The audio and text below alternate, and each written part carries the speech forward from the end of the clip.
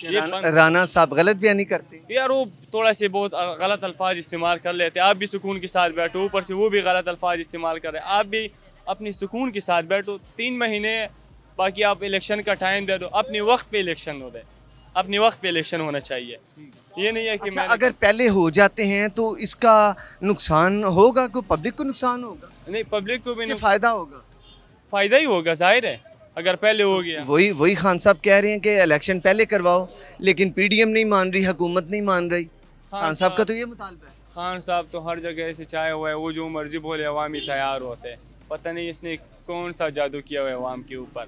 ایک تو اچھا ہے, حق سچ کے لیے لڑ رہا ہے, آزادی مارچ کے لیے, لیکن اپنے وقت پہ الیکشن ہونا چاہیے. یہ لانگ مارچ شروع کر لے گا, 2 مہینے ادھر کام خراب ہوگا, 2 مہینے ادھر لاہور مارکیٹ راستے بند ہوگا, تو نقصان عوام کا ہے. یہ دونوں اپنے سکون پہ بیٹھے ہیں, ان دونوں کو پیسے مل رہے ہیں. نون لیگ والے حکومت میں, خان صاحب کو پیسے مل رہے ہیں. نقصان کس کا ہے؟ ہم 22 کروڑ عوام ہی مرے گا, بھوک سے مرے گا, پیاس سے مرے گا.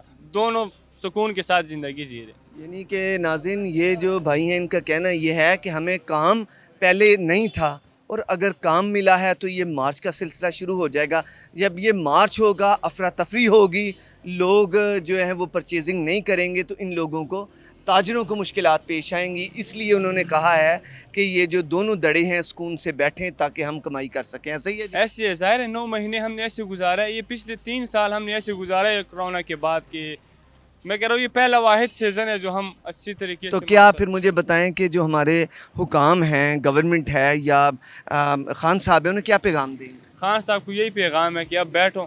جتنا وقت انہوں نے گزار لیا, 4 مہینے ہو گیا میرے خیال میں, 4-5 مہینے ہو گیا, باقی بھی 4-5 مہینے گزارنے دیں ان کو. بعد میں الیکشن کا اعلان ہو جائے, 11 ماہ اگلے ہیں یا ایسے وہ سکون سے گزاریں. سکون کے ساتھ گزار لے. 11 بھی کم ہے لیکن سکون کے ساتھ گزار لے, مہربانی ہوگا آپ کا.